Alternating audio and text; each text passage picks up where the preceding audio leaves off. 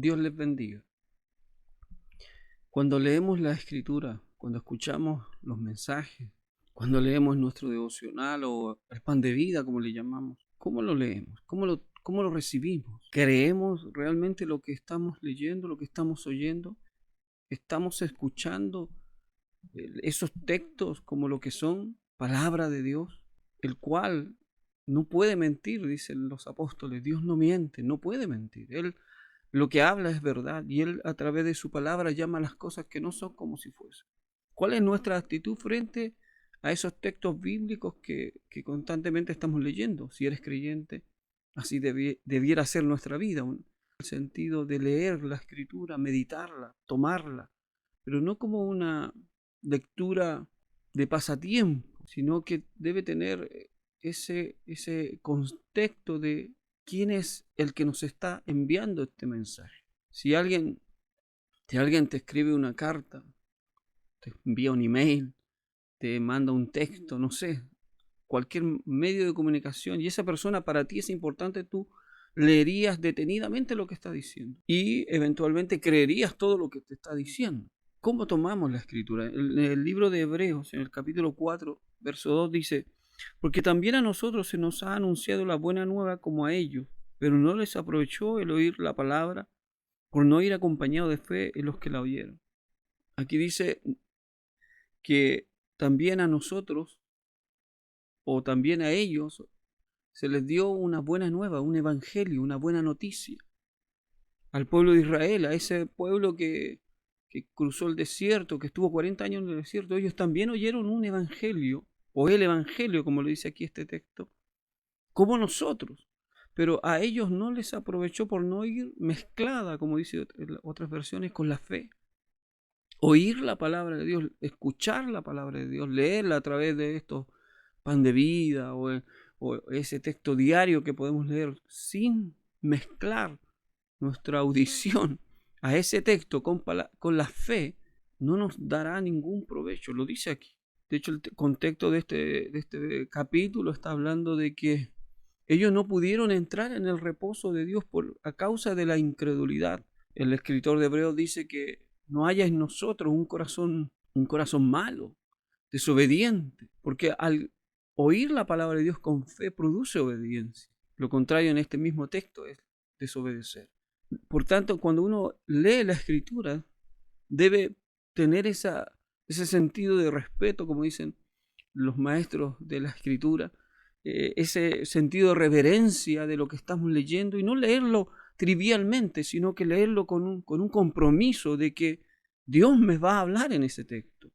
En Tesalonicenses capítulo 2, verso 13 dice: por lo cual también nosotros, sin cesar, damos gracias a Dios de que cuando recibiste la palabra de Dios que oíste de nosotros, la recibiste no como palabra de hombres, sino según es en verdad la palabra de Dios, la cual actúa en vosotros los creyentes.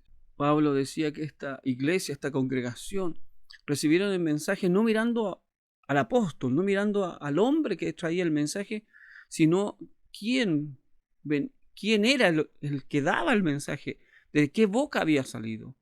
No de la boca de un hombre, sino de la boca de Dios. La palabra de Dios es viva y eficaz. Dice este mismo texto, la cual actúa en vosotros los creyentes. El que cree lo que está oyendo, esa palabra va a ser poderosa. El escritor de Hebreo dice que no les aprovechó, no produjo ningún fruto en ellos, no les sirvió de nada. Y eso es tremendo, porque si leemos nuestra Biblia, leemos nuestro pan de vida, leemos nuestro devocional diario, pero sin mezclarla con la fe en lo que estamos leyendo y mirando que esa escritura la inspiró Dios. Si simplemente la leemos y, como dijimos en la ocasión anterior, escuchamos el mensaje y creemos que solamente por oírlo y nos habla y nos muestra y nos revela en nuestro corazón lo que Dios nos está pidiendo a cada uno de nosotros, que golpea nuestro ser, pero no lo creemos a tal punto de obedecer ese mensaje, porque la fe conlleva obediencia a lo que Dios está diciendo. Por ejemplo, Abraham le dice: sal de tu tierra y de tu parentela y ve a la tierra que yo te mostraré. Dice la Escritura que él le creyó a Dios y salió, pero salió a un lugar que él no conocía. ¿Por qué? Porque confió en que esa promesa no venía de un hombre, sino de Dios. Todas las promesas que hay en la Escritura, todas las promesas que uno puede encontrar, debemos tomarlas pensando en que el que está dando esa promesa es Dios. Y Dios no miente. Dios no es hombre para mentir, ni Él se arrepiente de lo que Él nos ha prometido. Y la Escritura es clara. Jesús, en sus palabras, en sus sermones, decía que para el que cree, todo le es posible. Pero la palabra de Dios, en donde están esas promesas, debemos tomarlas con fe y tomarla en el sentido de quién viene. No viene de los hombres, no viene del pastor, no viene del predicador, ni siquiera viene de mí que lo estoy leyendo y hablando, sino viene del Señor.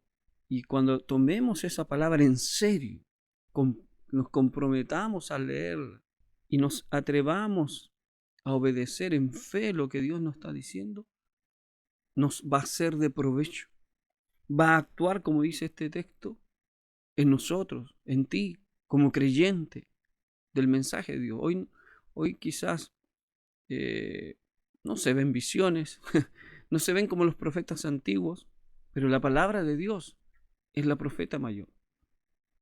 Pedro dice en sus cartas que tenemos la palabra profética más segura, la cual hacemos bien en escucharla y estar atentos, como una antorcha que alumbra en la oscuridad. Esa es la calidad de esta palabra. Por eso debemos creer lo que ella nos dice y en especial cuando ella nos confronta, para poder actuar en consecuencia y ser receptores de la bendición de Dios y que Dios opere por su palabra en nosotros, los creyentes. Escucha la palabra de Dios, lee la palabra de Dios, pero siempre ten eso en mente, de que es palabra de Dios, inspirada por Dios. Toda la Escritura, dijo el apóstol Pablo, es inspirada por Dios.